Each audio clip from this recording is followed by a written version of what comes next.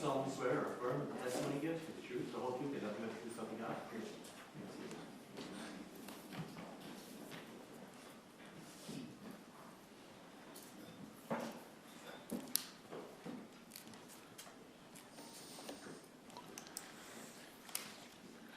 Mr. Haim, please introduce yourself to the jury.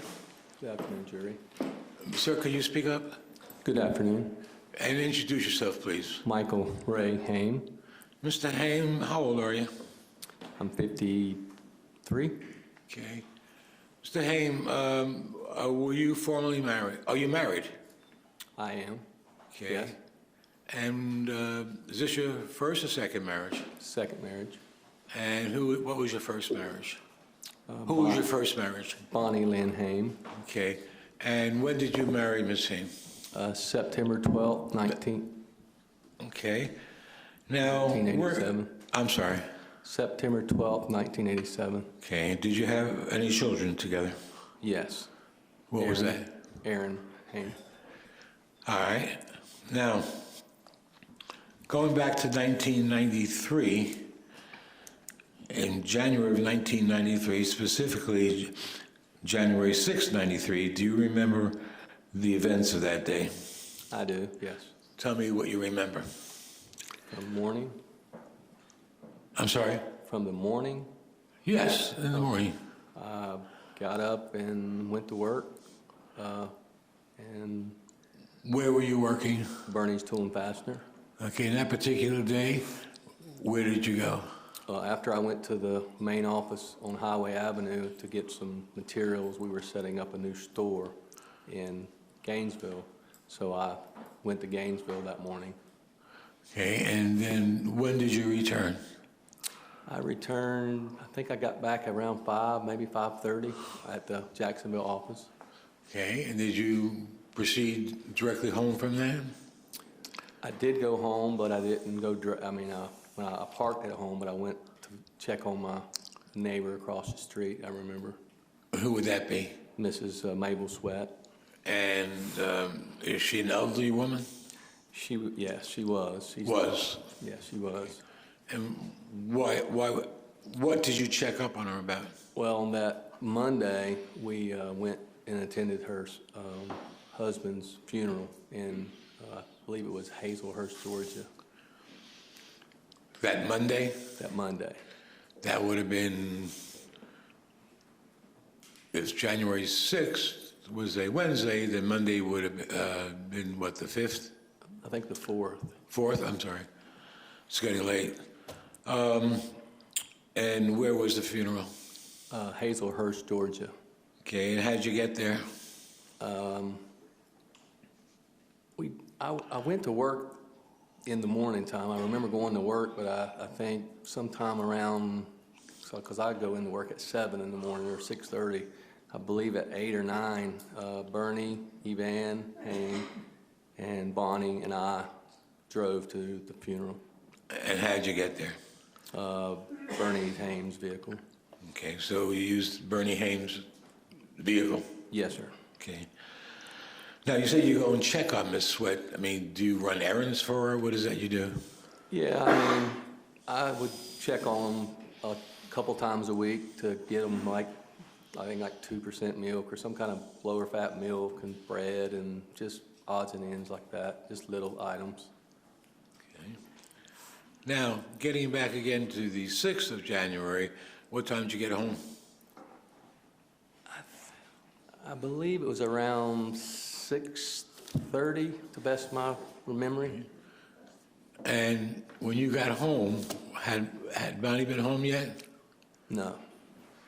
She Okay. hadn't been, but we talked before she went home, and I knew she wasn't going directly home, so there was no big hurry for me to get home. What'd she tell you she was going to do? Well, she was going to pick up Aaron from his daycare, and she was going, I believe, to get some clothes, dry cleaning or something to that effect, and go to Walmart. Okay. Did she eventually come home? She did. Was Aaron with her? Yes, he was. Okay. Now, when she came home, what was she driving?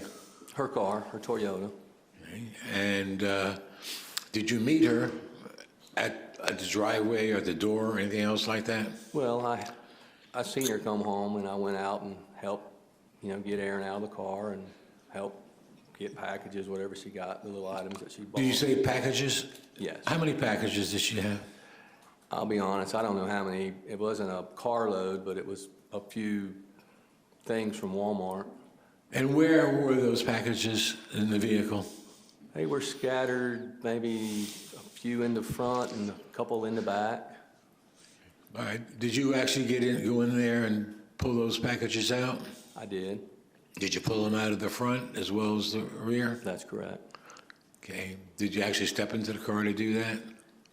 I may have. I honestly don't remember if I actually got inside the car, but I could have. Oh, by the way, well, we'll get back to that again. All right, so you bring the packages in, right? Yes, sir. And do you eat? I mean, what happened as far as dinner goes? Well, when I was in Gainesville, I had a very late lunch down there, so I didn't plan on eating because I think I ate about maybe 2:30 or 3 that afternoon. I was busy putting up stuff at the new store. Okay, and what did Aaron and Bonnie have? I'm sure it's dinner time. Aaron come home, I guess they had went to McDonald's, I'm assuming, because he had a Happy Meal with him. He brought that in after we got him out of the car. How about Bonnie? She heated something up, I believe, or a burrito. She had a burrito. I don't know if she heated it or how it was there, but I remember her eating like a burrito. Okay. And what time do you say this would be by the time Aaron finished eating? Maybe between 8 and 8:15. I had been home probably at least an hour and a half. And did you put Aaron to bed? I think he got a bath before he went to bed, but he did eventually go to bed, yes, sir. Okay. And after he was put to bed, what did you and Bonnie do? Before that, Bonnie, trying to think, I think she painted her fingernails or something that was weird, but I believe that's what happened that night. You think she painted her fingernails? Yes, sir. Okay. Did she do any sewing or anything? Do you know? I believe she was working on a pad of some sort for a crib of some sort. Okay. You weren't expecting another child, were you? No, I don't believe it was for another. It wasn't for us. I think she was okay. planning something else. Now, did Bonnie, in your presence, make a phone call? Yes, she did. And do you know who that phone call was to and for what purpose? She called Bernie and Evan's house that evening. Okay, and could you hear some of the conversation? Yeah, it wasn't a long conversation, but I did, yes, sir. Where were you in respect to where she was when she was on the phone? I was in the living room, and she was at the corner there where the kitchen is. That's where the phone was. Okay, so is it fair to say you heard part of the conversation, if not all the conversation? Yes, sir. And of course, you only heard her end, right? Yes, sir. What did you hear from her end? She said it was getting late, and she wasn't going to, drive out tonight. Okay, and where did Bernie and Yvonne live at that time? In close to Green Cove. It was in Orange Park, I believe, but it was, pretty good distance away. And what hour was this that she made that call? I believe it was around 8:30, could have been, somewhere in that area. When she made that call, did she seem upset? No, she wasn't upset. Okay. So after that call, did you and Bonnie have any conversation? We did. What was that conversation about? Well, she had been unhappy for maybe a month, maybe 2. I can't put my finger on how long, but it had been going on where she wasn't her bubbly self like she was at one time. Okay. And had you all discussed, well, tell me about that evening. What was this subject of discussion that night? Well, I was having to ask because she didn't say anything. I was trying to find out what was making her so unhappy. Why wouldn't she, I thought it was something at work or something bothering her, and I was just trying to figure out what it was. Okay. Had you had this conversation with anybody else besides Bonnie? Yes, I have. With whom? Her mother, Patty Casito. And when would that have been? It was a couple, but probably right after Christmas of '92, I had that one conversation with Miss Pacito. Did you have a close relationship with Miss Pacito? Yes, sir, I did. And when you had the discussion with Miss Pacito, what did you tell Miss Pacito?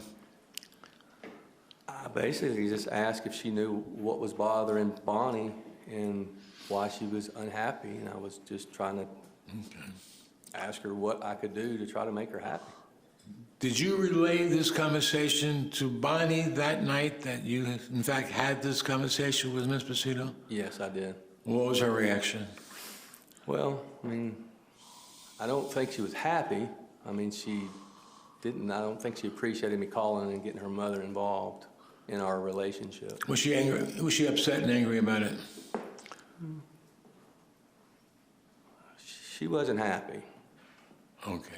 Well, I don't know what that means. I know what upset means, what angry. Bonnie was the type of person, if she didn't want to talk or she didn't want to, talk about a subject, she just kind of went in and just kind of didn't hear me, I guess. Okay.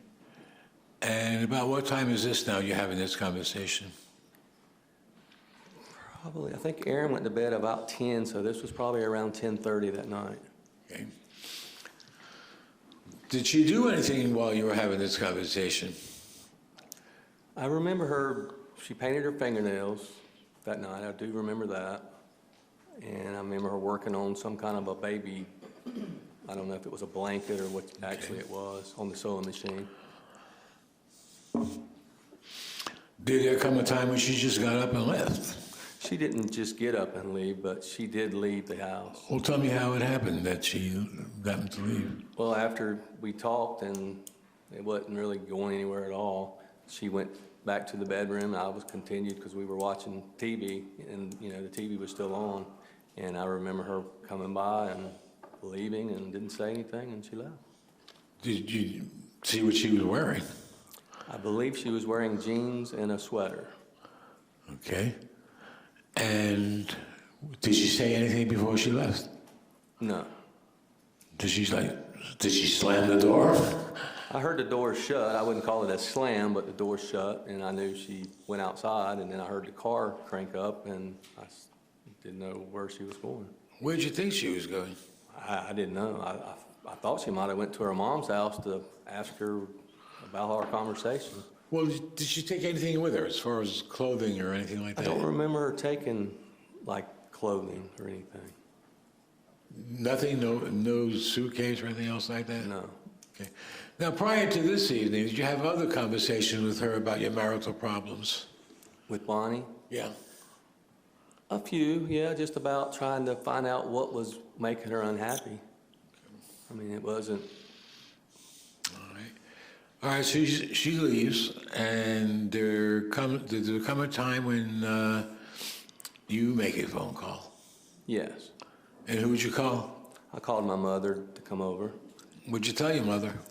I said, can you come over? I want to go see if Bonnie is at her mother's house. Well, couldn't your mother just gone there herself? I asked her, I said, can you check on your way and see? Because they only live in walking distance, maybe 2 blocks. We met in the same neighborhood, so they live very close. All right, did you want your mother to come to your house, though? Yes, I did. For what purpose? Because I wanted to go and look for myself and see if I knew where her car was. Okay. So did your mother come? Yes. About what time did she get to your house? I'm not exactly sure of time I called her, but I think she got there around 3:15, 3:30. I'm not 100% positive of the time. Okay. And when she got there, what did you do? She handed me her keys, and I got in the car, and I went straight over to Miss Pacito's house. And did you see her car there? No, I didn't see. I pulled, and actually where I could see, it is a dark area, and I pulled where I could actually see. I think it's like a fairly, not just a one, it had a couple driveways, so I pulled the car in and looked, and the Toyota wasn't there. Okay, so you had a better vantage for the way you went to the house than your mother had? I actually pulled in the driveway. Oh, you pulled right in the driveway? Yes, sir. Okay. All right, then did you come right home after that? No, Or did you go somewhere else? I drove up Dunn Avenue from around 295 and Dunn up towards the other end of Dunn Avenue, and I mean, there's nothing, hardly nobody, not many vehicles on the road at that time of day or night, and then I come straight back to the house. Okay. Did you plan on going to see where her girlfriend lived?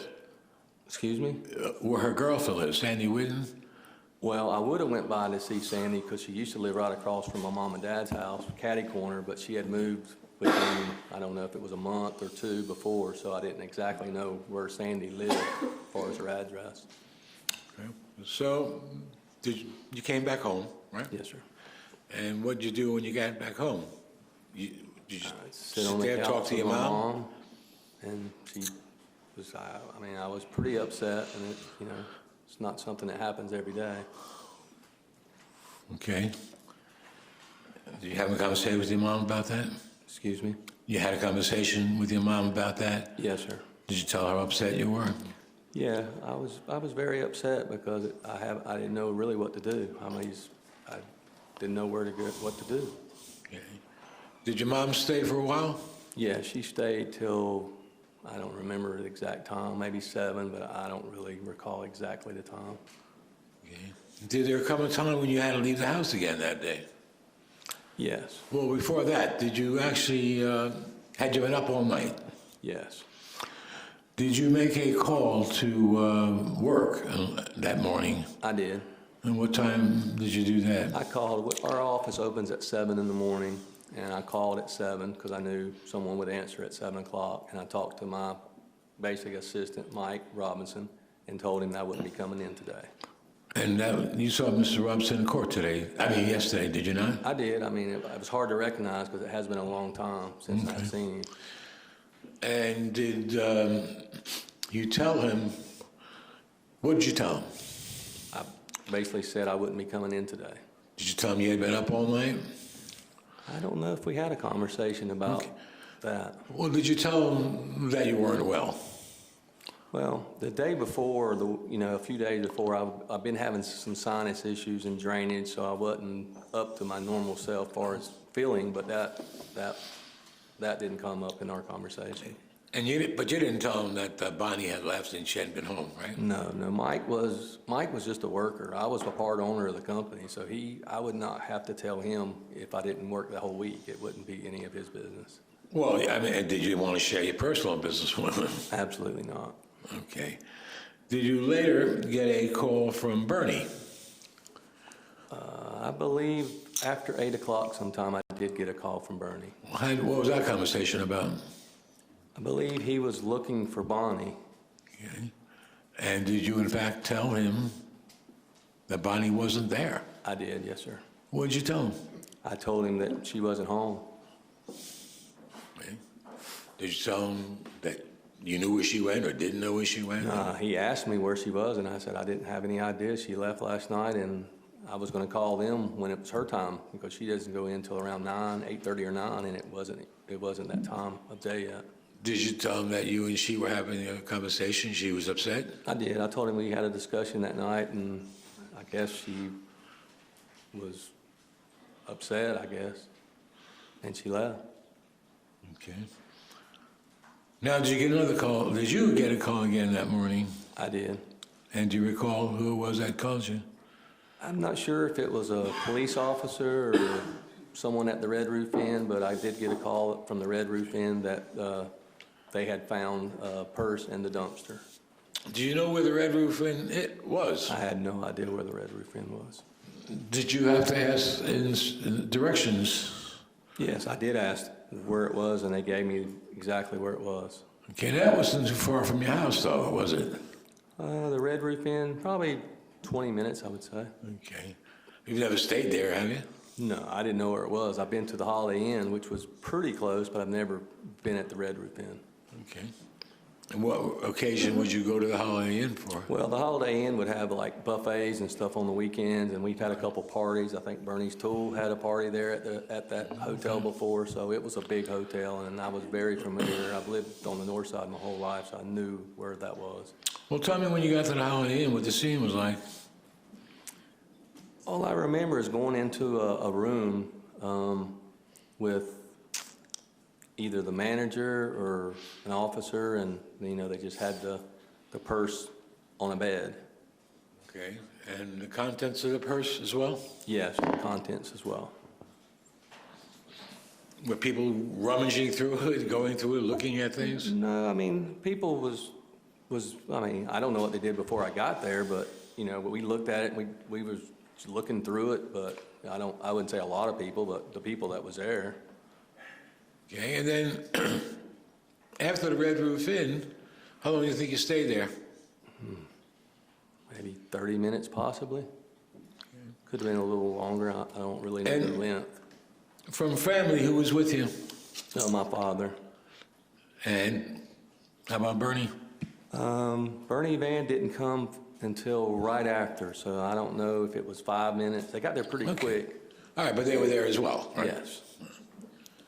How long do you think you stayed at the Red Roof Inn? Excuse me? How long do you think you stayed at the Red Roof Inn? The whole time, maybe 30 or 45. It could have been longer. I think it was about that time. Okay, where'd you go from there? We went back to my house on Dolphin Avenue. We, meaning? My father and I believe a detective or the police. I don't know. I don't remember if it was a detective or the police, and I'm not sure. Okay. About what time would that have been? I couldn't tell you the exact time, but maybe Approximately. between 10 and 11 maybe. Okay. And you said police officers were there as well? Yes. Do you remember how many? Not really, maybe 2. Now, that would be the morning of the 7th, correct? That's correct. And did that day, did in fact the press show up in your house? The I press? don't think it was in the day. I think it was dark, so if it was definitely dark, so it might have been 6 or 8. I don't know what time it got dark then. And do you know who arranged for them to come? Yes, Bonnie Haim. Okay, how'd you feel about that? I had no problem with that at all. I love my wife, and I wanted to find out what happened. Mm-hmm. And did you, in fact, give an interview as well? I did. Okay. Now, that evening, did you stay home, do you recall, or? Well, let me ask you, where did Aaron go that evening? I believe we went to my mother and father's house. Okay, did he stay with you guys Yes, he at did. your mother and father's house? Yes, he did. Okay, the very next morning, did you get a phone call from the police? I don't know if it was a phone call. I think they was there, but I'm not sure if they called first. Well, are you saying you stayed at your parents' house that night? That is correct. Okay. And then you decided, then in the morning, is that when you got a call from the police? Yeah, I can't remember if they called or they just come by. I don't really remember the event of what caused them to be there. Did they tell you what the purpose was? Yes. What was that? They wanted to take Aaron to talk to someone. Okay. Did they also tell you they wanted to search your home? Yes, they did. What'd they say? They said, we would like you to give us consent to go to your house. And I said, no And problem. did you realize that you didn't have to? Yeah, I realized I didn't have to, but I wanted to try to help as much as I could. Okay. So you had no problem in searching your house? I had no problem. Okay. Do you recall how many police officers came there? Maybe 2 or 3. I don't. It's been a long time, but a couple. It was more than one. Okay. Well, did it come a time when you left and there were more officers that arrived? At my mother's or my? No, at your house. Oh, okay. We're at your house now. Do you Okay. understand? I'm sorry. Yes, they come a time where there was a lot of officers at the house. Okay. And did you leave the house? I did. I was there for a while, but I did leave. Yes, sir. And who'd you leave with? I left with a detective. I think his name was Morgan, but I may be wrong. Okay. Where did you go with him? He took me to the bank to check records and see if there's transactions or something. Okay, and then during that period of time, is that when they were conducting a search of your house, or they waited for you to come back? Oh, no, they didn't wait. They did, I didn't have a problem. They did whatever they were doing. Did you actually watch them search? I did. Tell me what you saw them do. I remember them having black plastic over the windows and spraying stuff, and I've never seen anything like that, so I really didn't know exactly what they were doing. All right. How long were they there? Maybe 3 hours, possibly. I don't know the duration. I wasn't there the whole time, but I know we were gone for maybe an hour to an hour and a half. And exactly where were you while they were searching the house? Were you inside, outside? I mean, Both. I was inside and outside. okay. Did you actually see them spray any chemical? I don't know what was in their bottles, but they were spraying something after they put that plastic, and they had a, it was dark. Okay. And did you see them retrieve anything while you were there? Yes. What did they take? I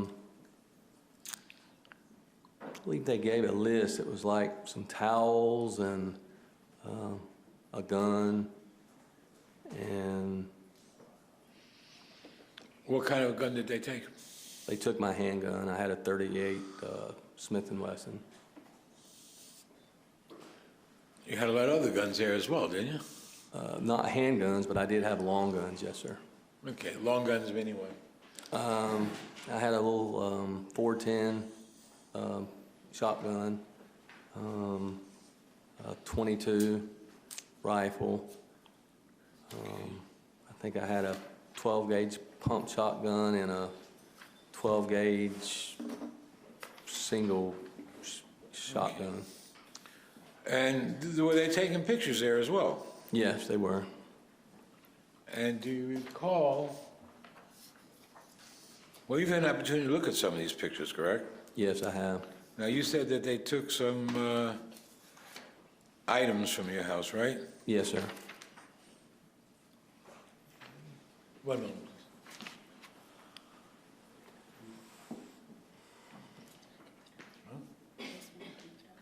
These two are from the state.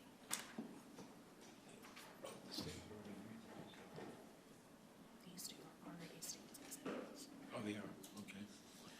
What do I do with this? Let me just show you, you look at your screen, you tap it for me?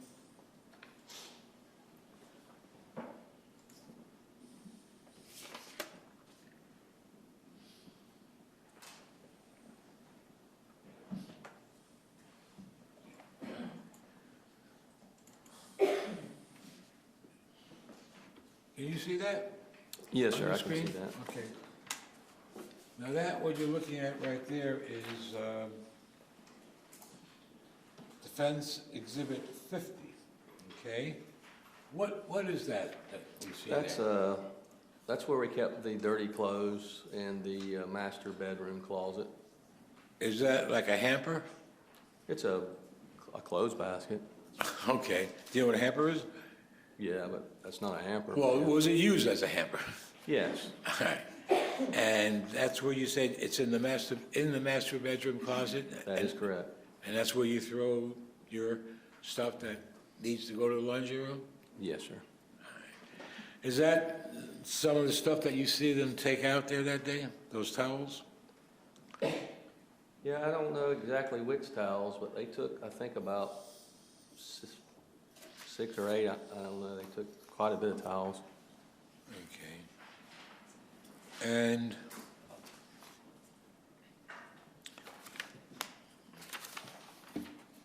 oh, by the way, do you know if any of those towels were damp or Were they what? were they damp, any of these towels? Damp?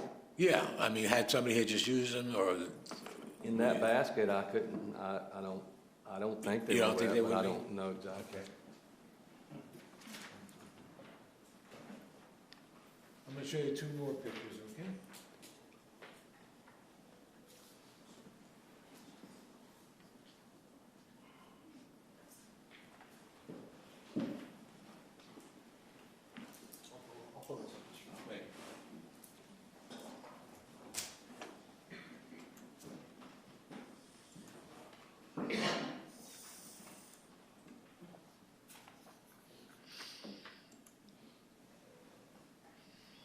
going to be states 14 and 15. That's 14. That's 14, okay. You're looking at stage 14, okay? Yes, sir. Tell me if you recognize that, what that is. That's in our pantry slash washing machine room. This is actually in the washroom? Yes. These, and do you know what they are? Can you recognize what they are? They look like, one of the items looks like a woven rug, Okay. maybe a crocheted rug. I'm not. Do you recognize that rug?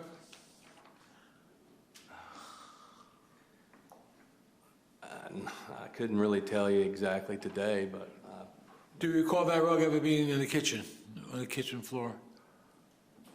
it may have been in the kitchen floor. Okay. How about the next exhibit? Yes, that's in the master bath slash hall, I guess. All right, now is that door, is that the entrance to the master bath? Well, yeah, the little, Or is that in the master bath? That's what well, I'm... the bifold door, if you close it, on the other side of that would have been the master closet. And then where the door to the right is there, which is right there, that's the bathroom door that leads to our shower and bathroom and out the master bath. Okay. So if these towels were used for a shower, would you just drop them there on the floor? Me? Or anybody? Yeah, I mean, I usually don't throw my towels on the floor, but they're in the floor. Okay. Do you recall if any of these items, either one of them had smell from, a strong odor of bleach, or even smell from bleach that day? No. All right, so police are searching your home. Okay, that's on the 7th, correct? I believe so. Oh, the 8th, It was, when Aaron was at the CPT. I believe it was the 8th. I don't think it 8th, was the I 7th. think it is, okay. Now, when Aaron was finished at CPT, where did he go? Did he go to your mom's or Miss Pasito's, do you know? I believe he went to Liz's house. Okay. All right, let's just fast forward now, all right? Back in March, I think March 17th of 93, did police arrive again at your home and serve you with a search warrant?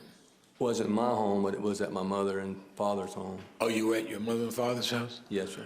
Did they notify they wanted to search the house again? They showed up in the morning, because I remember I was sleeping, and they woke us up and said they wanted, well, they said they had a search warrant, and they was just telling me, and I said, well, let me get my clothes on and I'll go over there with you. And they said, no, we don't need you to go over there with us. We got a key. And I said, oh, okay. How does it fit my house? And they said, well, if it doesn't fit the house, we'll knock the door down. I said, okay. Whatever you have to do. I said, it's fine.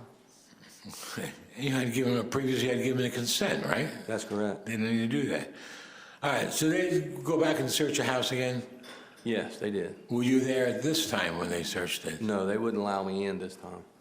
They wouldn't allow you in? No. What'd you do? You stayed where? Outside. Outside your house? Mm-hmm. Okay. When they were finished, did you see whether they took any of the other things with them? I believe they collected all my long guns at that time, which I thought was strange. Any other things? I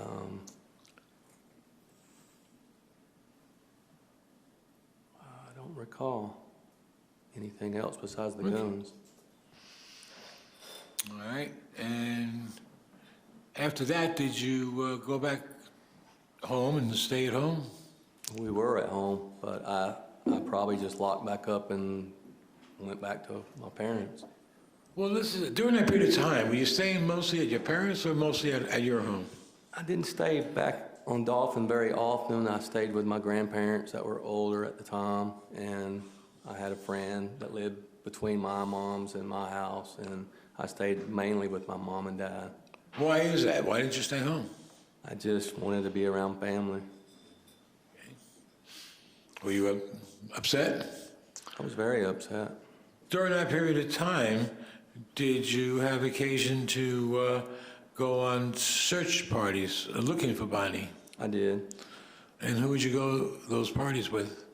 Search With parties? my father and I believe Bob Pacito, and a few times with an investigator, but I don't remember the investigator's name. And did you distribute flyers as well? Yes.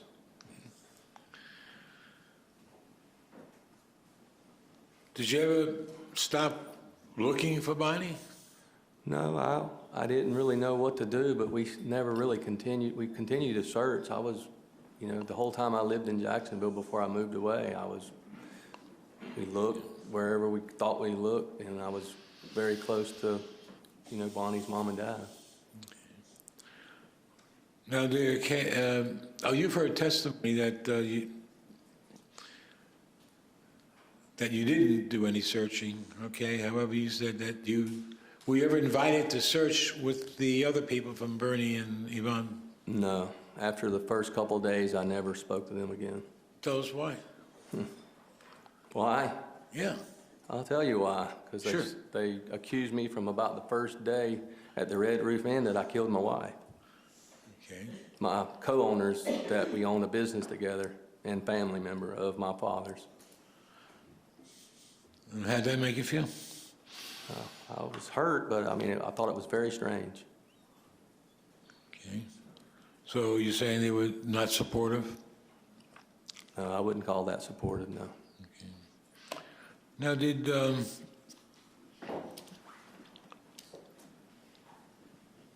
well, shortly after that time, did Bernie, did you have to sue Bernie for your interest in the business? Yes, I did. And did you get a judgment in your favor? I believe I finally did. It took a long time, but I finally did get a 15% that I paid taxes for the whole time we opened the business up, which was, I paid taxes on probably $500,000 of the business, and they said I got 15% in paper or something, but I never got monetary money. Okay, well, I just wanted to know whether or not you were in litigation with Bernie at that time, so there might have been some hard feelings, so that could be part of it as well. Yeah. All right. Now, while sitting here during the trial, you've heard various people say various things about you, okay?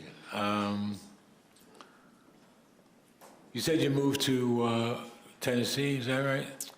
I first moved to Maggie Valley, North Carolina, and then I moved to Tennessee. That's correct. Is that where your parents live, Tennessee? That is correct. They live in Seymour, which is out of Knoxville. Okay.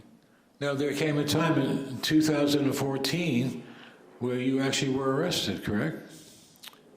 I don't think it was in 14. I believe it was in 15. December?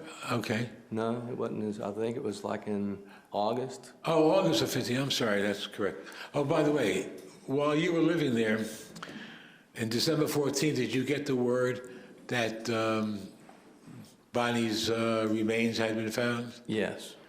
And so you knew about it on the 14th? Someone called and said they found, I'm not sure exactly what it said, something under the pool, digging under the pool or something to that effect. Under the pool? That's what, yes. Okay. And what was your reaction then? I didn't know what they were talking about. The pool and everything was there when I bought the home, so I didn't really know.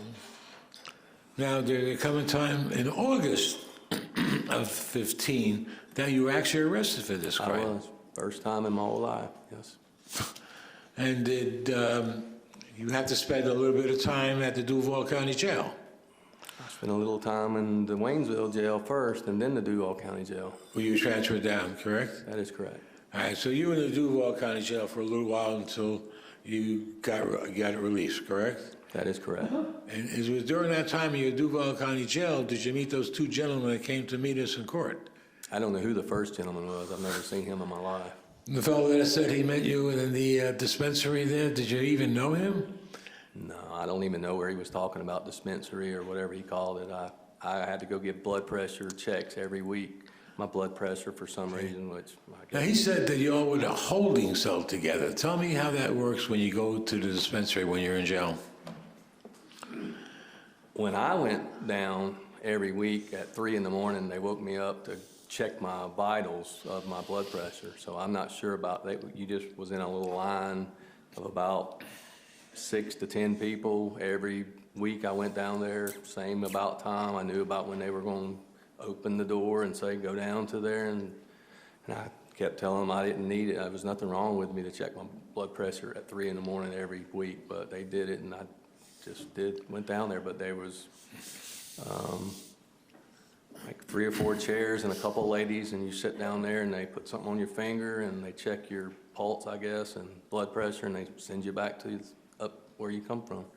Okay, so you never had any occasion that you recall even talk to this first guy, this Mr. Richardson, who I said don't he even met know you there? I don't even know who that guy is. Okay, I how don't about recall Caldwell? ever Do seeing you him. remember him? Who? Caldwell, the other Yes, fellow. I definitely know the other fellow, the second fellow. Did you have conversations with him? Oh, yes. He's a pretty sociable guy? Very nice guy, I thought, but yeah. Well, when you say you thought, I mean,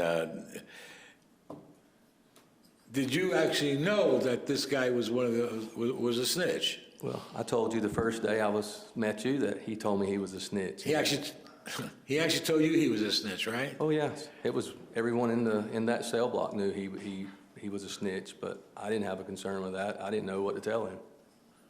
Okay, but the conversations that you had about him, you did talk about family, you told him you were married, right? Yeah. I told him about my life, as far as I had animals and vehicles. Said he was a mechanic, and we talked about my truck I've had and different vehicles, and Okay. I mean, we had small talk like that. We didn't have any talks about this case, not that story he told. Okay. Well, he got a few things wrong, didn't he? As far as what he said, when I say got him wrong, that was stuff that had appeared in the newspaper that later on we found out after doing all the discovery were not true, correct? Yeah, he let me read the paper. He had a paper in the jailhouse. I mean, not everybody would get a paper, but this guy was like, I guess he's been there so long, he was like part of the Staff? jail. Yeah, basically, yeah. He ran that cell block. Okay. Special duties. I mean, he got appeals from the other side of the jail somehow for a commissary and met something from other inmates. And he was a character. Okay. So you heard everything he said. There was any truth at all to what he testified to? Absolutely not. Now, you also heard from some other witnesses, okay, that spoke about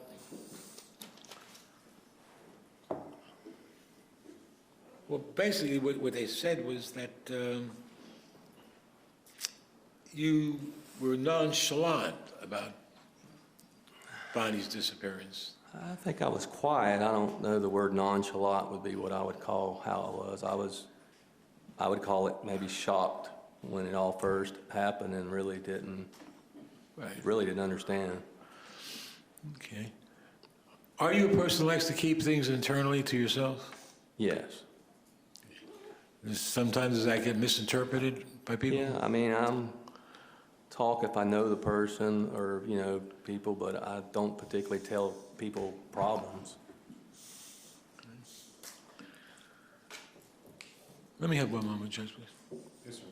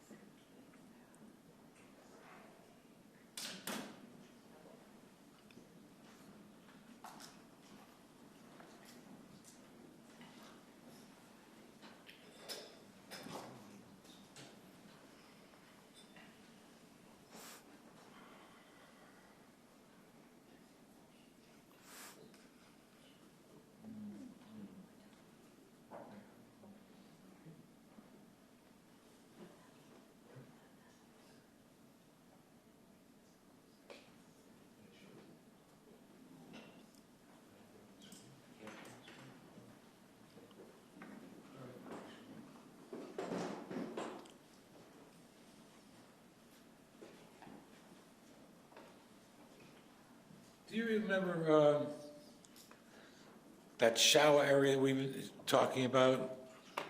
Yes, sir. Okay. And back in 93, do you recall what that area looked like? I do. No? If you wouldn't.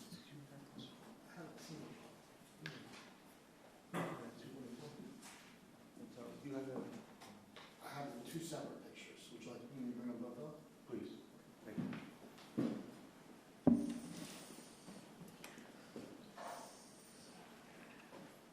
Which one would you like first? Which one would you like first, the upper photograph or the lower? This one here, sir. Thank you. Yes. There we go.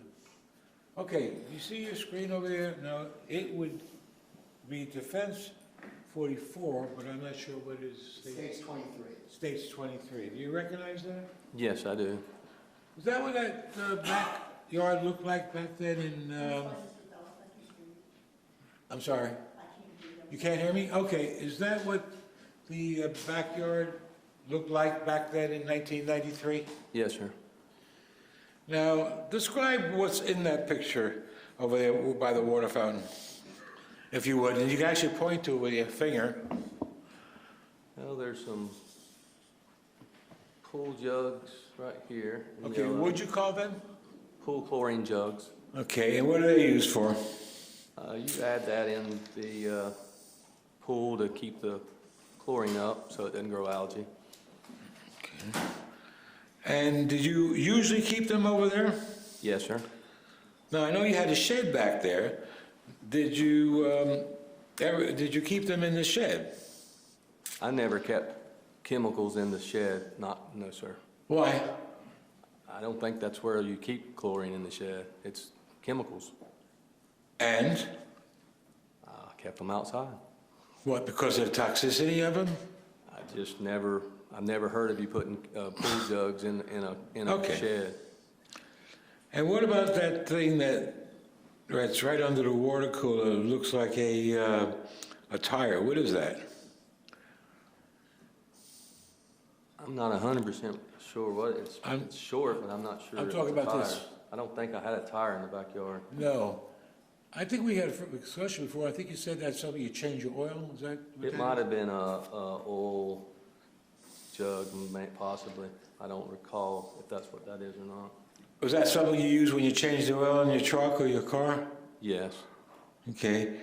Now, I see some other things on top of that. Now, that to me looks like the thing that everybody's been talking about, the wooden pallet, okay?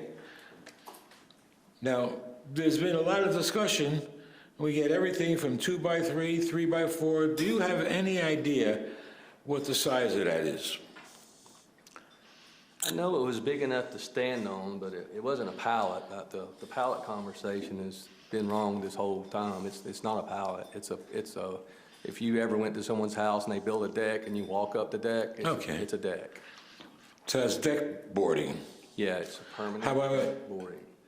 However, those deck boards are look like they're fastened together, correct? Like a pallet. I believe they're nailed or screwed. I'm not sure. I can't tell. The picture's not very clear. Well, it's not, but it's the only picture that we have, okay? And that's why I'm asking you to look real closely, if you would.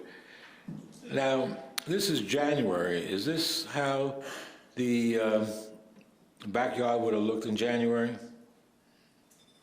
It doesn't look in great cutting order, but yeah, that's what it looked like. Okay. Now, you were living at the house at this time, right? Yes, and I cut the yard, but apparently, we were pretty busy. We worked a whole lot, so apparently I've neglected the yard a little. Okay. Now, do you see this grass growing around and up through that, what we've been calling this time a pallet? Yes, and on the edge, it's growed up quite high. Okay. Had you ever tried to remove that pallet and lift it?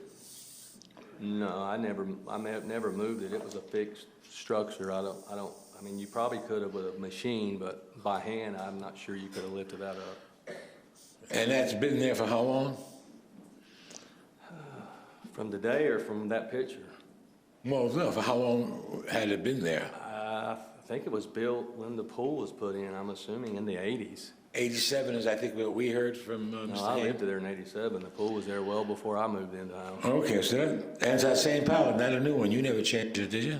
The deck, yeah. Deck, I'm sorry. Well, we got into that habit. I think we all know what it is now, right? All right, so that would have been pretty well embedded. I mean, when you were standing on it, it never shifted, did it? No, So it was fairly secure. right. And you say you always kept the bottles on there for the pool. And was that all year round you would keep the bottles on there?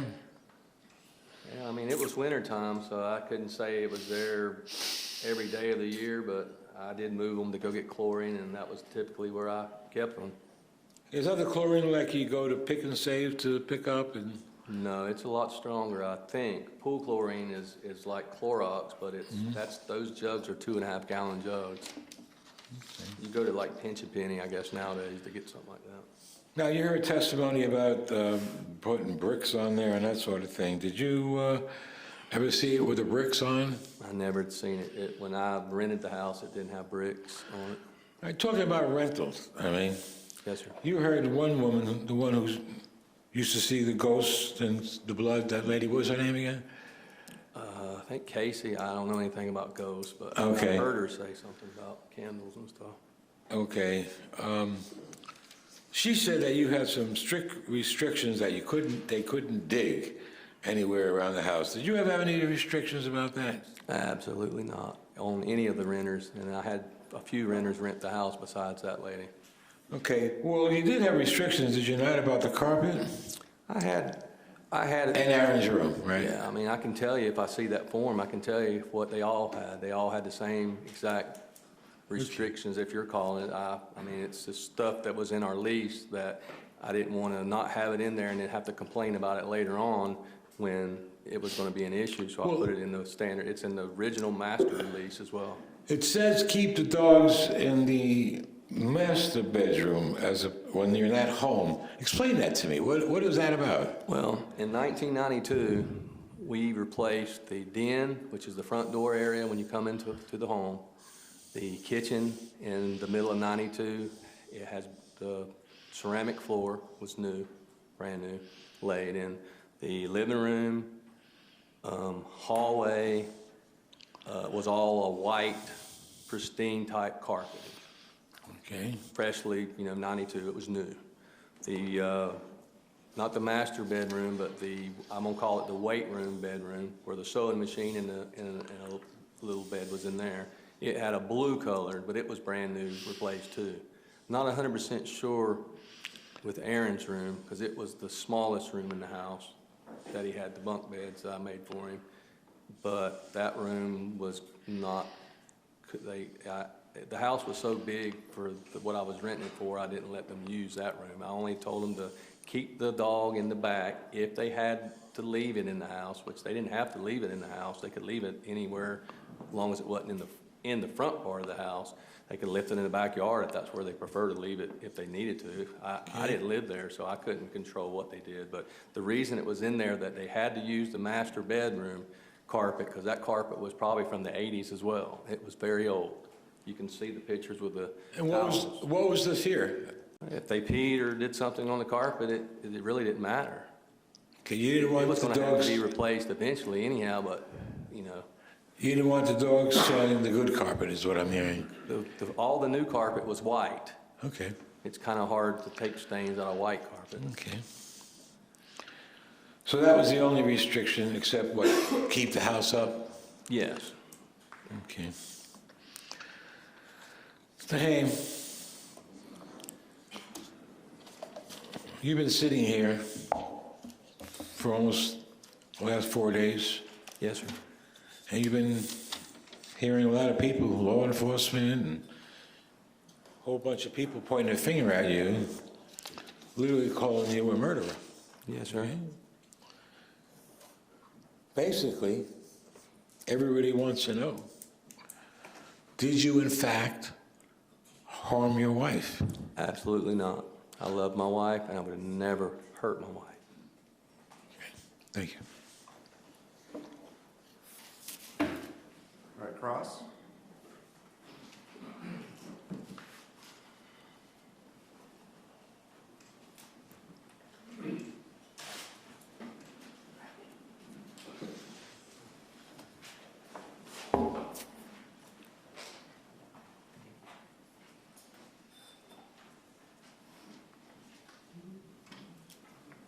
Mr. Haim, where did you and Bonnie Haim get married? We got married at the church off of Dunn Avenue where she attended, I think it was the Mormon church. I'm not sure the exact name of the church. And who married you? I think it was the bishop. Did the bishop say during the course of your vows, till death do you part? Yes.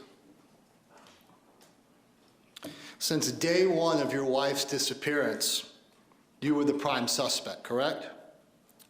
I guess. You don't guess, you know, correct? I know they accused me. Right, from day one. I don't know about day one, but they definitely accused me. Okay. I mean, just intuitively, you know, if your wife disappears and it's weird circumstances, they're going to look at the husband, right? Yeah, I mean, it was the first time for me that I was in a position like that, but yes. Well, okay, but certainly if you didn't know day one, by January 8th, you knew that you were the prime suspect, right? No, not really, no, sir. You were aware that Aaron had identified you as hurting Bonnie, correct? I knew that wasn't true. Well, okay, whether you knew it was true or not, you knew he said it, right? No, People didn't tell you that? no. When's the first time you heard that Aaron was accusing you of hurting his mother? I don't know the first time, but, you know, I would believe it if I seen the videotape that he said it.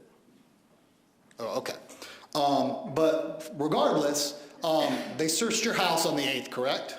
Yes, And eventually Aaron didn't live with you anymore, correct? well, he did live with me again, but he didn't live with me around that time. Yes, that is correct. And then in March 17th, when they served a search warrant on your house, you knew that you were a suspect, right? Yes, Okay. So certainly, if you didn't know on day one, you knew pretty quickly thereafter that you were the prime suspect, correct? I knew in March, yes, sir. Okay. And Aaron wasn't with you anymore. No, And shortly thereafter, you started to realize that you were actually being followed by detectives, correct? I didn't know who was following. I knew I was being followed, but I didn't know it was the detectives. And they would, bumping into you at a restaurant or at Walmart and driving by, and you actually one time got out and confronted them, right? I never bumped into him in a grocery store that I can recall. Okay, but you would bump into them at places, right? One time is the only time I remember, if you're calling it bumping into, but it wasn't like it just happened to have happened. Sure, but you knew where you were being followed, correct? Yes. And you actually confronted them about it, I correct? didn't confront him, no. You didn't stand out of your car and say, why do y'all keep harassing me? That never happened? No, I didn't say he was harassing me. I asked him why he was following Aaron and my mother and father. Is Okay. why I didn't know who he was. So you did have a confrontation with someone that you thought was following, it turned out to be law enforcement, right? Yeah. Okay. He said he was with Florida Department of Law Enforcement. Okay. The detectives actually told you during the course of this investigation that they would never, ever stop investigating this case. Isn't that true? And that's what I expected them to do. And that's what you wanted them to do, right? That is correct. And when you were arrested in 2015, you knew that it was going to be about this, correct? When they asked you, what do you think from Jacksonville would cause you to be arrested? They said, is there anything in Jacksonville that that you can think of is why we're here? And I said, the only thing, my wife went missing. That was it. Okay. So is it fair to say that after Aaron's no longer with you, they're following you, your house is being searched, you've testified on direct examination that this was stressful? Is that fair? That this was a stressful time for you? Yeah, it was definitely stressful, yes. And this weighed on your mind, correct? Yeah, I didn't forget about it. Yes, sir. As far as you knew, your wife Bonnie was missing, correct? That is correct. Isn't it true that you started telling people that she ran off with another man? I didn't know where she went. So you never told that to Cynthia Mitchell, that she ran off with another man? I could have said, I heard she ran off with someone else, but I had no facts. Okay. Right, well, I understand that, but if she asked you, where's your wife in No. 2014, you said, I think she ran off with another man, or I heard she ran off with another man. That isn't what she asked me. Okay, well, what'd she She ask you? said, what do you think happened to your wife? And what was your answer? And I said, What I've heard is she's met someone and she could have ran off with a person. I don't know. When you told that to Cynthia Mitchell, you had already corrected a life insurance policy as the beneficiary of Bonnie Haim's life insurance, correct? I'm not sure when the conversation come up. Oh, it was well after you cashed in that policy, wasn't it? I don't think so. I mean, I think I talked to them when they moved in. I didn't have any conversations with the renters. I didn't live in town any longer. Okay, well, you did cash in the life insurance policy for Bonnie, right? Yes. Okay, and you did that believing she was dead, right? Someone declared her dead. I don't know who did that. And you cashed in on that, didn't you? Yes. So you still own that house on Dolphin Avenue, right? Yes. And you owned it in the entire year of 1993, correct? Yes. The entire year of 1994, correct? Yes. 95, correct? Yes. 96? Yes. 97? Yes. 98? Yes. 99? Yes. 2000? Years. When did you sell? When did you not have the house anymore, custody of the house? It was after 2000, I believe. Sure. And so all those years that you had the house, you didn't notice any ground disturbance in the backyard, did you? In the area of the deck? Correct. No. Okay. You didn't find her, right? No. And you were in that house every day, right? Or a lot. I don't want to say every day because you I eventually lived in rented the it. house for the first year, probably Right. more than, I don't know, a dozen times that I spent the night. Sure, but it was your house and you would obviously take care of the pool and things like that. Yes. Okay. Because you'd have to go change the chemicals and things like that. You float tablets. The liquid chlorine is only there to shock the pool. It's not daily use. So even after 1996, when FDLE received that letter and said the body's in the backyard, hurry, that was still your house, right? Yes. And even after 1996, you never noticed ground disturbance around that shower area, correct? That's correct. You would agree that if Bonnie was found, that would help prove your innocence, correct? Yes. And that would help you get your son back, correct? Grounds? What's the objection first? State your legal grounds. Well, we had a pre-trial hearing on these. All right, come to sidebar.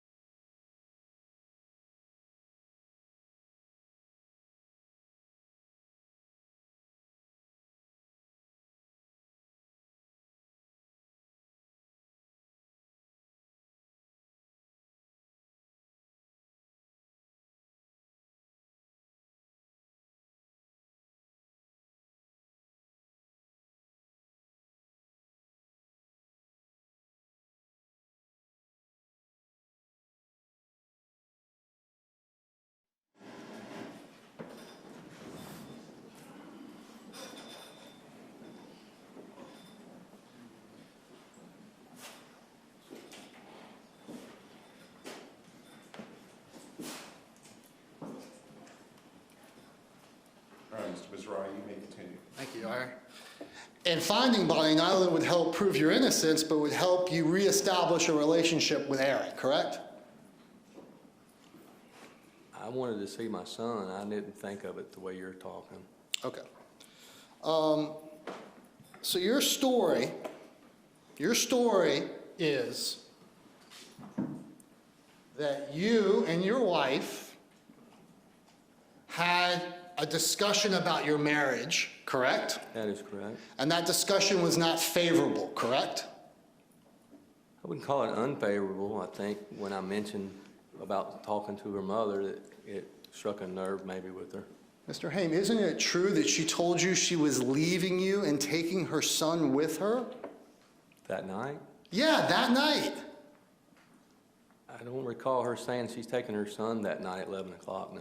Because isn't that exactly what you told Frank Japor, Sergeant Japor, the older, one of the sergeants, I guess they were all sort of older, but the small one, that said that he had a long conversation with you on the 8th, and you specifically told him, she told you that you could have the house, and she was going to take Aaron and leave, correct? If she moved out, that is correct, but not that night.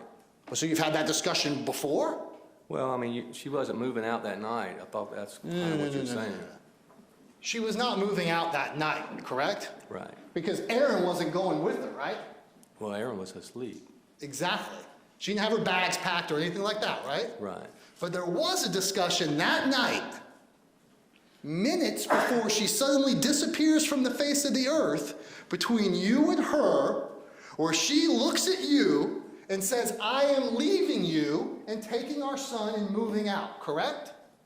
No. So what Mr. Japor said is not true. I don't know how he got what he said, but I told him we had. I don't know where he wrote his report from, but I told him we had discussions before, and if I couldn't make her happy or she couldn't make me happy because we both wasn't happy with the way, things were going, then if it come to, her having to leave or me having to leave, whoever, I would leave, it didn't matter. Well, the conversation was, you said, well, who's going to take the house? I'll leave. You were, I guess being a gentleman, if you can say that. I said, oh, listen, I'll leave. And she said, no, you can have the house. I'm taking Aaron and I'm leaving, correct? Yes. Okay. And then she leaves her son sleeping in a bed, correct? Yes. And walks out the door. Yes. She doesn't tell you where she's going, correct? That's correct. She doesn't say anything in the world about what to do with Aaron, correct? No, he was sleeping, so no, she didn't. Right. She doesn't mention, you say, hey, Michael, listen, by the way, you need to feed him breakfast, get him dressed, take him to daycare, do all these errands around the house because I'm going for a long walk. No, but I knew what to do with my own son. But primarily, Bonnie was the caregiver, correct? Yes, we both were. Well, I'm not saying that you didn't do anything with your son, Mr. Haim, but I am saying she drove him to daycare every day, right? Most. That's why she got to work later, right? The office didn't work as early as we did, anybody in the office. I understand that, but you couldn't get him to daycare at 6:30, right? She could, I guess, if she wanted to. Regardless, she's the one that took the child to daycare every day, right? Mainly, yes. Okay, that's all I'm saying. And she was a great mother, right? She was. You heard this discussion about you wanting to work out and go hunting with Kurt Joliker, right? Work out. I don't believe I ever asked him. I don't even know if he was a hunter, but I know I did ask him on occasion several times because I worked out with John Hickenbotham with our company a lot too. At your house? Yes. Okay. And you knew he lived in Orange Park? I don't believe I knew where Kurt lived. Okay. I mean, he worked 15 minutes from our house, so. But you would agree that you were starting to ask him to come over to work out in the weeks leading up to your wife's disappearance, correct? Well, he was coming around more often. Coming around who more often? Well, we had on Thanksgiving, I remember him driving up on his little crotch rocket scooter, and he come by when we were there with the whole family and burning him in at their house. So that was true. He was saying about you inviting him to go work out. Yes, absolutely. And that happened around the period of time that at least he testified he started to become romantically engaged with your wife, correct? I don't believe I knew Kurt that long. It happened within the last end part of '92. Okay. So the answer is yes. Okay, yes. Now you testified just now on direct examination that you believe that Bonnie was wearing jeans when she left, correct? That is correct. And you have no other description of any clothing whatsoever. I thought she was wearing jeans and a sweater. Okay. Isn't it true that previously you have given testimony under oath that you believe she was wearing some form of a workout clothes? I may have. Okay. And so it's fair to say that you really don't know what she was wearing, correct? I'm not absolutely positive what she was wearing. So she could have been wearing sweatpants. correct? It's possible, Okay. Or jeans. yes, Certainly you would have noticed if she would have left the home barefoot, correct? yes. And she was not barefoot. She was not barefooted. And certainly you would have noticed if she would left the home without some form of clothing to her upper body because it was winter in January, in night, correct? Correct, Okay, so she was wearing, I think you testified, maybe a sweater or some kind of jacket, right? right. Okay.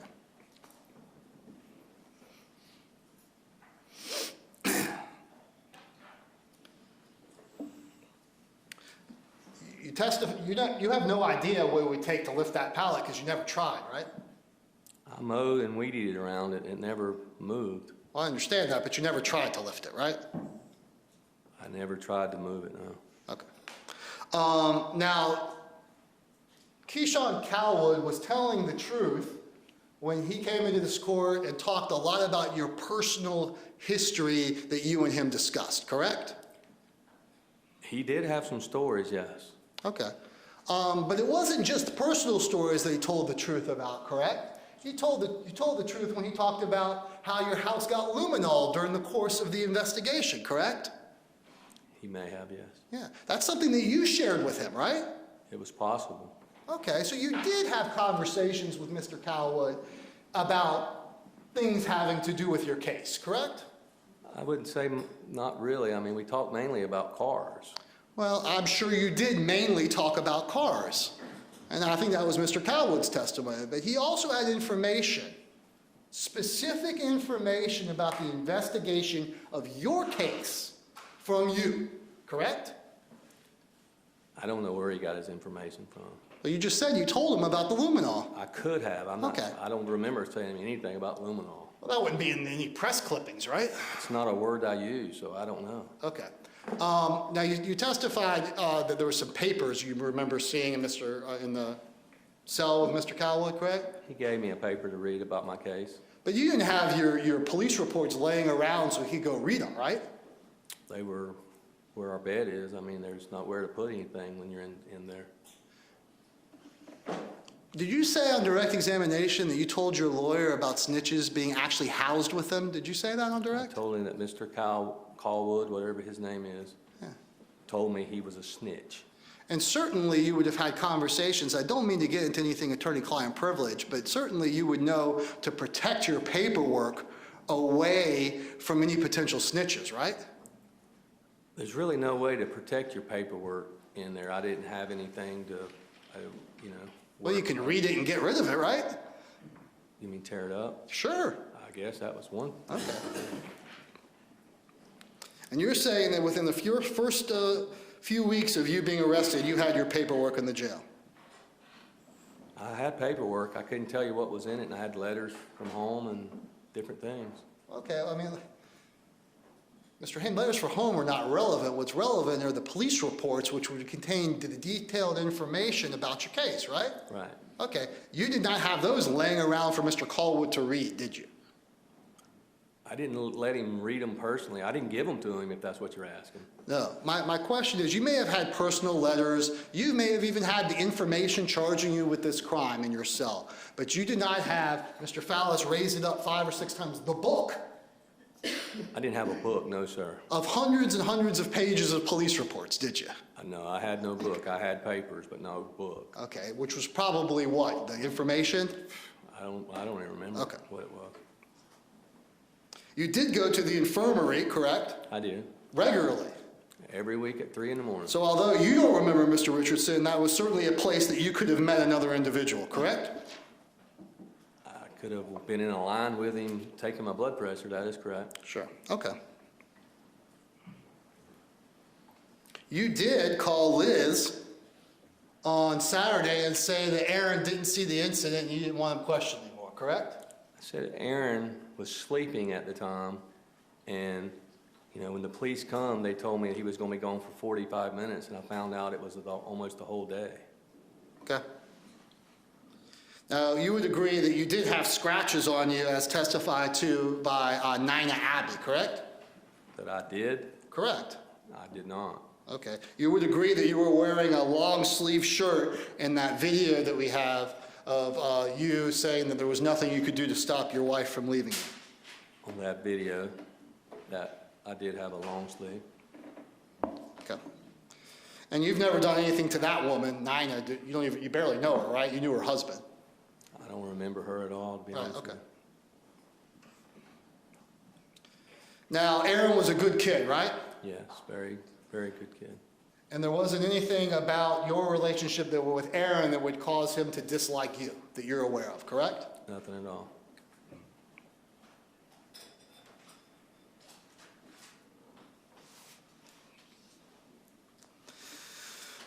During the course of your conversation with the police, the night that, or the day that you claimed Bonnie went missing, you wanted to be helpful, right?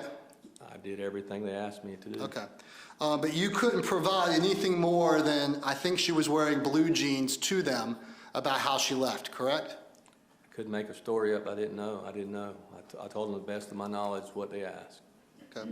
Now, you said on the video that there was nothing that you could do to stop her, correct? Well, I mean, you talking about forcibly stopping her? I mean, you could, right? I wouldn't forcibly stop anyone. Well, from I mean, leaving. let's think about this, Mr. Haim. Your wife is making certainly a rash decision to leave your home around midnight without a plan, correct?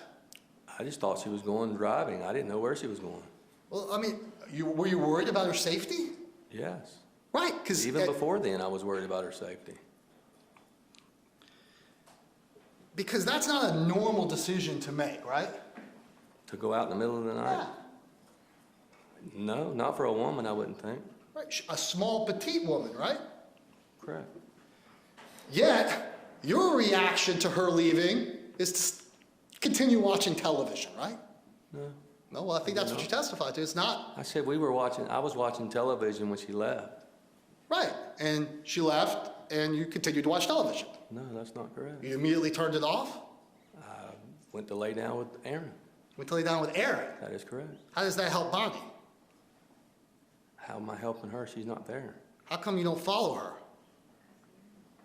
Aaron is asleep. What, am I going to leave him? Well, Aaron's asleep safe in your house, and Bonnie, as you've testified to, is depressed, correct? Yes. Is acting strange, correct? Withdrawal, yes. Withdrawn, depressed. Yes. You're having marital problems, correct? And she done. just walks out of your house at like midnight, and your reaction is, well, I'm just going to go lay down with Aaron. I assumed she was going to her mother's. I don't really know what else to tell you. You assumed that she was going to her mother's. That was the logical thing I thought. Sure. Yet your reaction 3 hours later is not to call her mother, who you testified to on direct examination that you had a great relationship with, and say, hey, mother-in-law, Patty is her name, Patty, is Bonnie over there? She's depressed, and she left me and my son at midnight and left, and I don't know where she's at. Patty, I need help. I've had several conversations with Miss Pasito. But not that night, did you? Not at 3 in the morning or whenever it was. Not at midnight when she left? No, I didn't call her mother at midnight. Not at 12:15 when she didn't come back after 15 minutes, correct? Right. Not at 1 o'clock after she didn't come back after an hour? Right. Not at 2? Right. Not at 3? No. Never. I talked to her the next day. Okay. The next day after her purse was in a dumpster, right? Yeah. Okay. It didn't alarm me until they called me with her purse. It did alarm you because at 3 a.m. you're driving around the city allegedly looking for her. That is correct. Isn't it true, Mr. Haim? You weren't looking for her. You were dumping the car at the airport. Isn't that true? That's absolutely Isn't not the amount of time that you were gone the exact amount of time it would take to get to and from JIA from your house? So I towed the car? I don't understand. Well, someone, you may have taken a cab home, you may have driven the car. You can tell them. I don't know the answer to that question. My question was,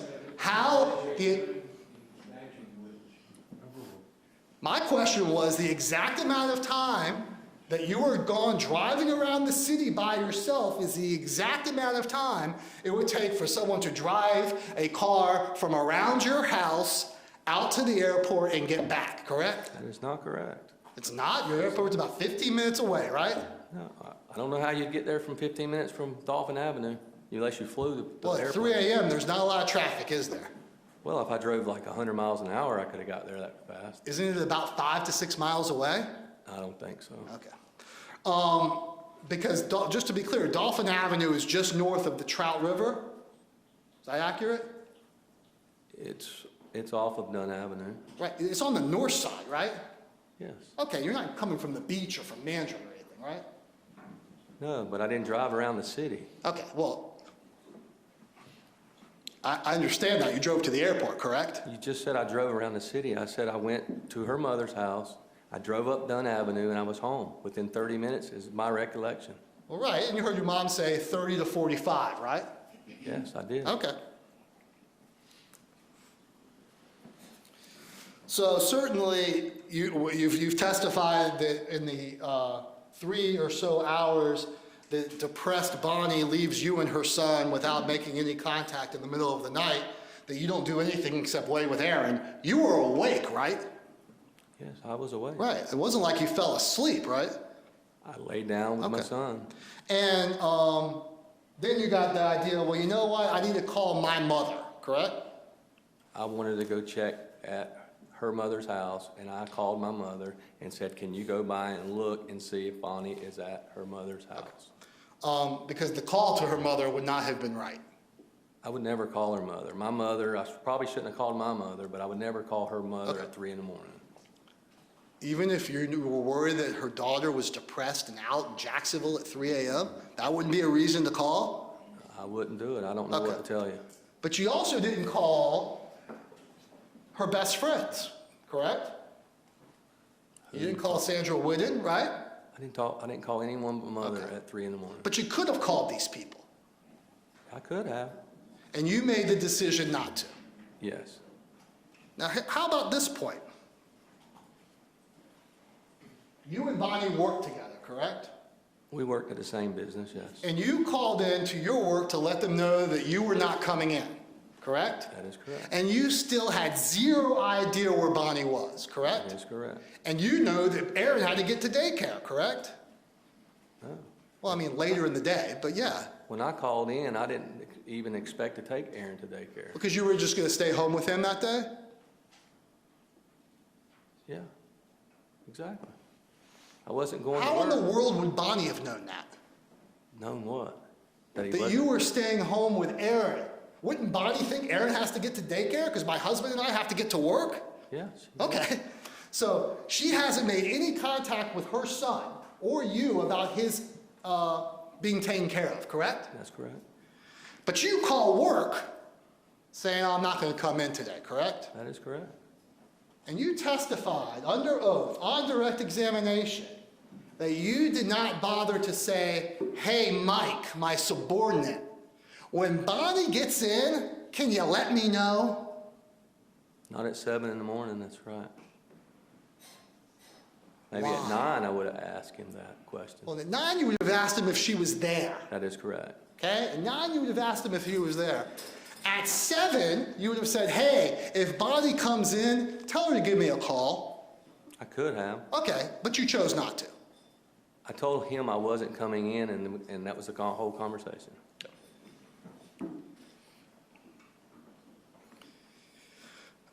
Did you notice over the course of the investigation that bodies were being recovered in different parts of Jacksonville, correct? You saw that in the news and things like that? I didn't watch the news. You didn't pay attention to see if bodies were discovered, to see maybe if it was Bonnie? I've never paid attention to bodies being found. Okay, because you had already moved on, right? Moved on? Yeah, you'd moved on from Bonnie, right? When are you talking? Well, you moved on from Bonnie and were dating someone else the very same year in 1993, correct? I wouldn't call it dating someone else. You weren't dating Charlene? No. When were you dating Charlene? Overall. When did you? When did I? Yeah, if it first wasn't the meet? end of 93, beginning of 94? Possibly. Okay.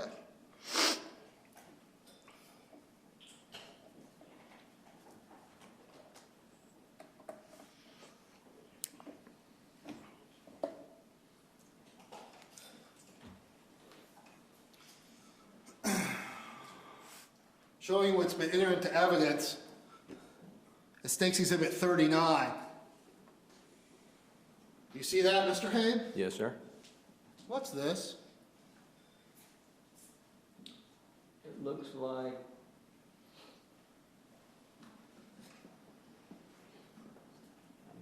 I'm not 100% sure what that is. Would describing it as some form of a chemical be accurate? I can't say that's a chemical. It could be something in the yard, like spray or something for weeds. Like a pesticide? And that's where I kept the weed control. Okay. Things that kill other things. Okay, I'll move on. Is this the white carpet you're talking about in State's Exhibit 41? Yes, that is correct. Okay, so in your little lease agreement, which was written in 2000, 2001, this 1993 carpet, beginning of 19, is not new anymore, right? It looked new. It was Okay, but it wasn't. it wasn't brand new, no. Okay. Talk about the lease for a second. You may, sir. Mr. Fowles, what are your exhibits? I'm showing you this been entered into evidence in State's Exhibit 43.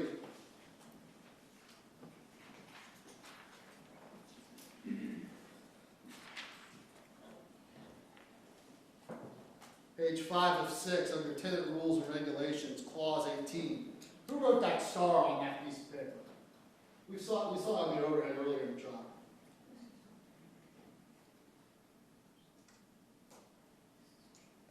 It was probably me. Okay, and that paragraph says that there's an addendum to that, correct? Addendum? Yes. Yes. Yes. Thank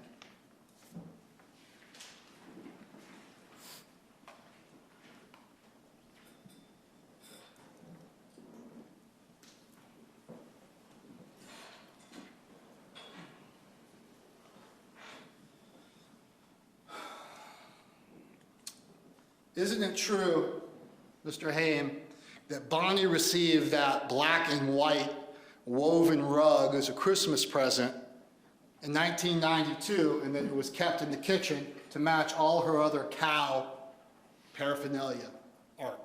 I don't recall when she got it from who or anything like that. Would you agree that the kitchen doesn't have rugs in it, correct? No, the floor is pretty much brand new. Okay, but on January 6th of 1993, it did have rugs in it, correct?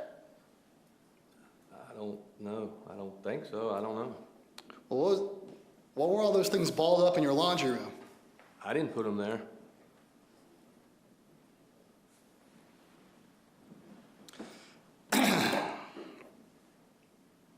Would it be unusual for your mom, Carol Haim, to have Bonnie Haim's car key and house key on that keychain that we've seen with Aaron's picture on it? I don't know. I don't know what my mom had. You testified that Bonnie had acrylic nails and she was painting them? Yes. What color was she painting them? I don't recall the color. But she was into her nails and they were acrylic? That was pretty important to her. Okay.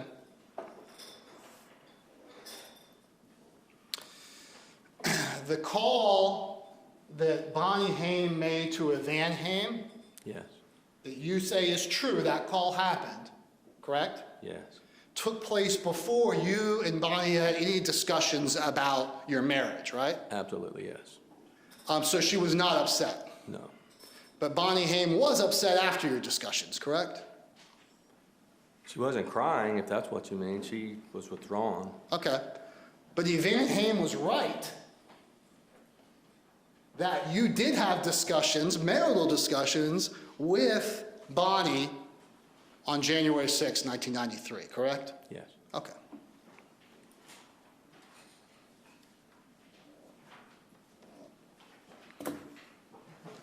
One other thing about the timeline I want to point out is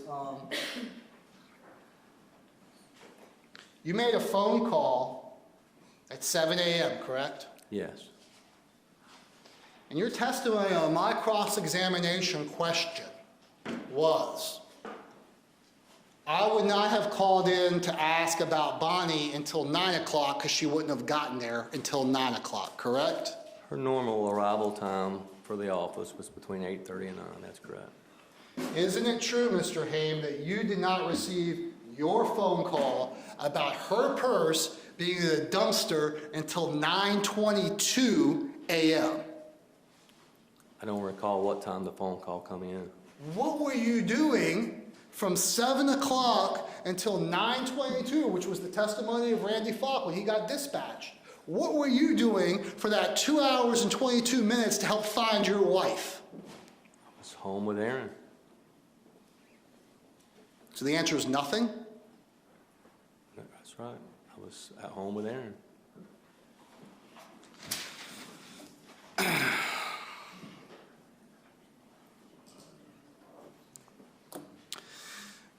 I just want to clear up something. Your release in this case was pursuant to a surety bond, correct? Excuse me?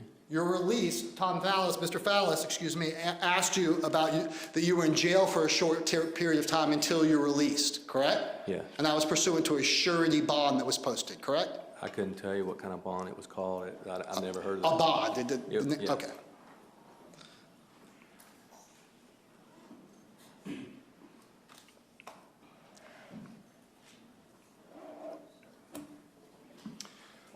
You would agree that the Toyota Camry was Bonnie Haim's mode of transportation, correct? Yes. And she was a busy working mother, correct? Yes. And the days leading up to her disappearance, not only did she have to drive Aaron around to get him to and from his childcare, correct? She had to do that. I picked him up quite often as well. Okay. But she at least had to get him there, Yes. correct? And she wouldn't just stop in the car. It wasn't a carpooling situation. She'd have to get out of the car and take him in, right? Yes. Okay. And so she would do that. She would go to work. And in fact, she went to Gainesville a couple of times, I think, in this period of time. Is that correct? Not in her car, but she did travel to Gainesville. Okay. But she's a busy woman. She's getting in and out of that car a whole bunch of times, correct? Well, when she went to work, she got out, yes. Okay. And the last time that you ever drove that vehicle is going to be New Year's Day, correct? Possibly. I think I could have drove it on the 4th after we went to the funeral to pick up Aaron. I couldn't say 100%, but it's possible. You testify on direct examination that on the night in question, on January 6th, that you went into the car to get packages. That's correct. You didn't sit in the driver's seat and put your feet facing forward to get those packages, did you? I could have sit in the car. I don't know exactly where my feet would have been to get Aaron out of the car. I don't know. Well, that's not logical, Mr. Haim, that you would just reach in and get the packages, right? The packages possibly, but not Aaron. Well, you would sit in the driver's seat to get Aaron out of the back seat or the passenger seat? He was in the front seat. Is he usually in the front seat? Yes. All the time? All the time. That's wherever he wanted to sit is where he sat. That's where he sat. Okay, in the And he car told- seat in the front seat? And he told whoever he wanted to drive him, if it was me or Bonnie, that whoever he wanted to drive, and the other person sat in the back seat. Okay, but you would agree that you could have easily gotten him out of the car seat by walking to the passenger side, right? I could have, yeah. Okay, and the process by which you would have gone to get him out of the car on the night in question would be to walk from your house to the carport to get him out, right? Yes. Okay, so you weren't doing yard work right before all of this, were you? I believe it was dark. Okay, so you walked from your house directly to the car, you got him out, you took him back in. What were in those packages? I don't recall it exactly. I know there was a receipt in the purse from Walmart. Okay, but you don't remember? How many were there? How many packages? Sure. I don't recall how many. There was more than a couple. And no idea what was in them? I wasn't with her, so I don't know. Well, I mean, sometimes my wife goes shopping, I'll see what she got. I don't recall. I mean, it's been a long time since I looked at the. Well, I understand that. You would agree, though,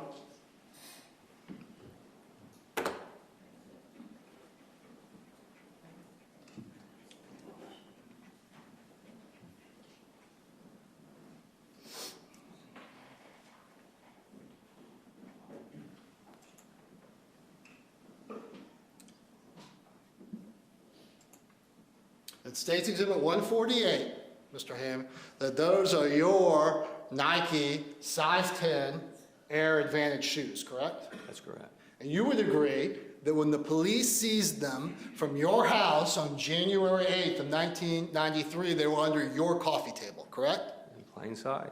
Plain sight.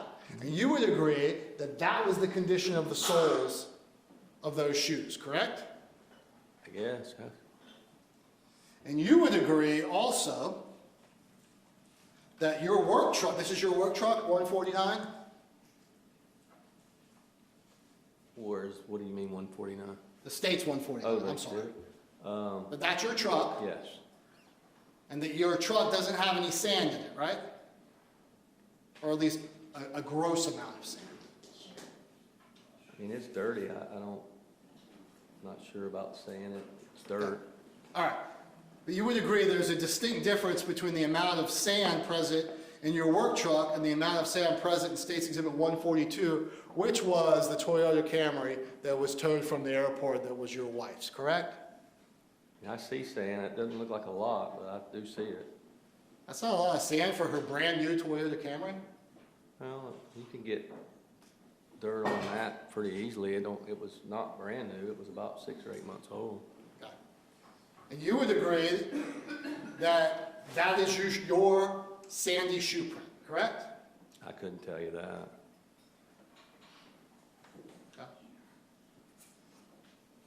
Okay. You are a neat person, are you not, Mr. Haim? I'm an organized person, yes. I mean, we see that from the pictures of your house and the pictures of your shed and the pictures of the outdoors, correct? That closet doesn't look organized, but Well, I think those pictures, I think you were kind of blaming on Bonnie, because you say you don't throw towels on the ground like that. I don't do that, no. Okay.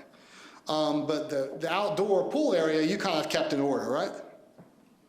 Yeah, I guess. I mean, it was winter time, so it wasn't something I was outside doing winter stuff. Okay.